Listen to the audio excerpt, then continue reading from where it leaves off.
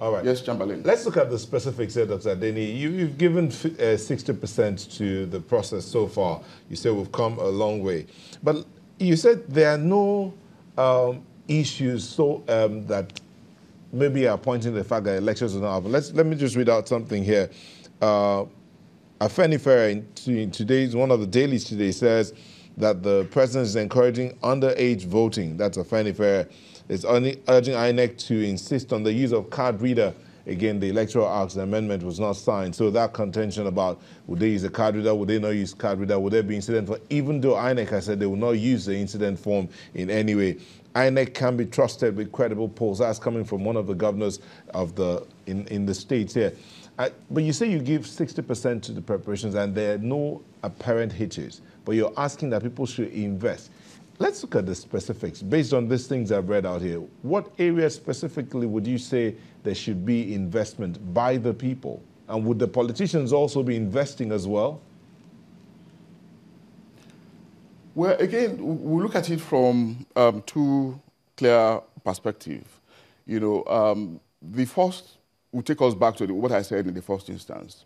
In the psychology of build-ups to elections, you expect fears. You expect interest groups, parties, and individuals to express concerns, you know, to raise issues, to speculate. But this is understandable. This is acceptable, and this is part of the engagement process that we need to precede any major exercise, like an election. But at the same time, we also expect the agencies to see these as a wake-up call, as a call to action, to ensure that, you know, they perfect the process, okay, towards the main event, as it were, okay? But having said that, by the time we come up, by the time we've expressed ourselves, make our points, then we need to assume that the ball has now shifted to the court of the agency in charge of the process. We need to assume that the court has shifted to the court of the agency. And there's something we also tend to undermine, which is the fact that with every due respect to all the actors, we often assume that there's rationality all around, okay? Rationalism can also be contextual, okay? If we assume that we're rational and we're asking agencies to be at their best, okay, then we should also cut them some slack at the level of expecting that they will also be rational to do the best for the country, as it were, because, of course, that is the oath they sign up to. And if there hasn't been any major thing to distract them from the journey, from the task they've been given, then I don't think there should be any basis for us to belabor ourselves with those specifics that you talk about. And what are the specifics that are actually in picture? The use of electronic voter, you know, incident form and all of that. All these issues, again, arose in 2015. But 2015 eventually became an anticlimax because of the singular act of an individual. I'm very hopeful, like I keep saying, that we are likely to see something even better in next month's election. Okay, Doctor, it's going to be a shame. If you allow me to come in here very quickly, just to a follow-up to that question, is let's talk about the underage voters. Do you believe that if we don't use the card reader, we'll have more underage voters in 2019?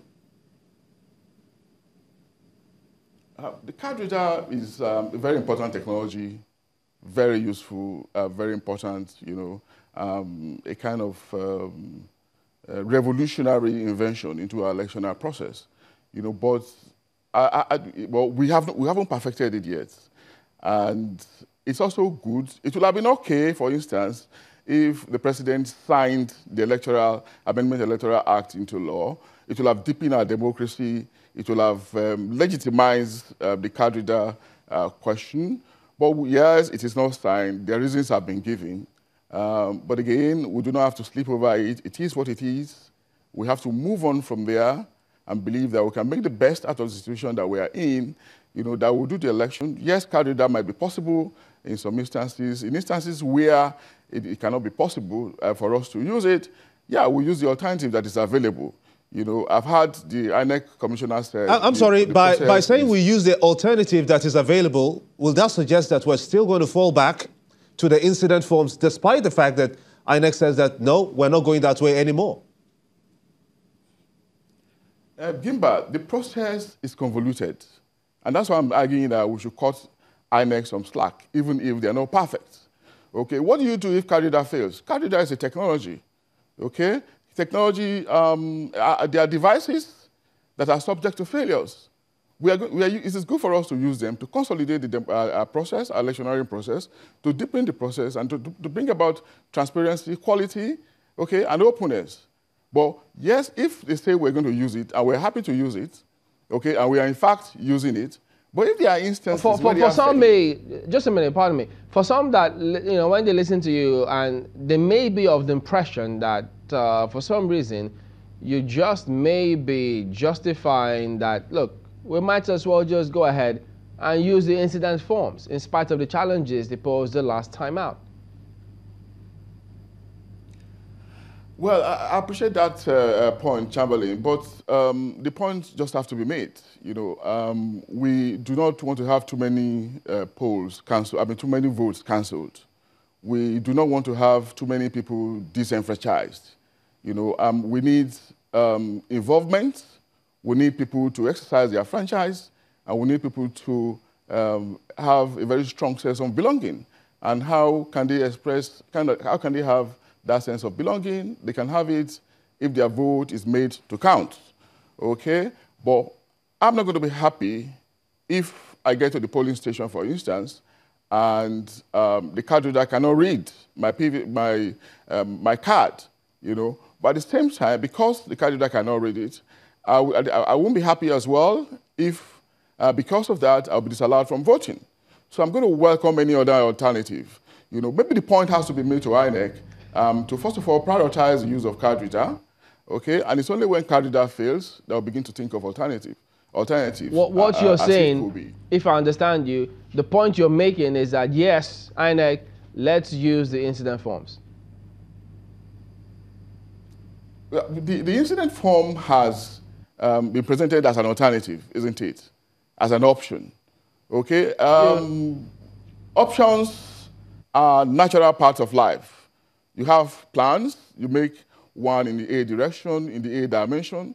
Then you also have other plans in the B direction and some other ones in the C direction, okay? There's no system, there's no process that is simply linear. Are you also aware that INEC had repeatedly said, look, we do not want to use the incident forms because of the challenges. They want to progress and move forward to make the system a lot more transparent, having seen what we faced in recent elections? I would have been most gratified if we were at that stage where we simply say it is card reader and nothing.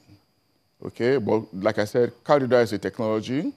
It's an introduction, it's an invention, but technologies can as well be problematic, you know, and it can happen anywhere in the world, you know. But the point has to be made consistently again, you know, and that if it fails, what do? Do we disenfranchise the voter, the prospective voter? You know, do we ask the person to just go home and not exercise his or her franchise?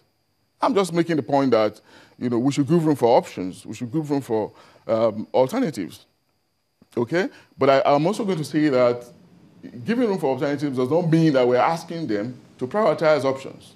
It does not mean that we're asking them to privilege options.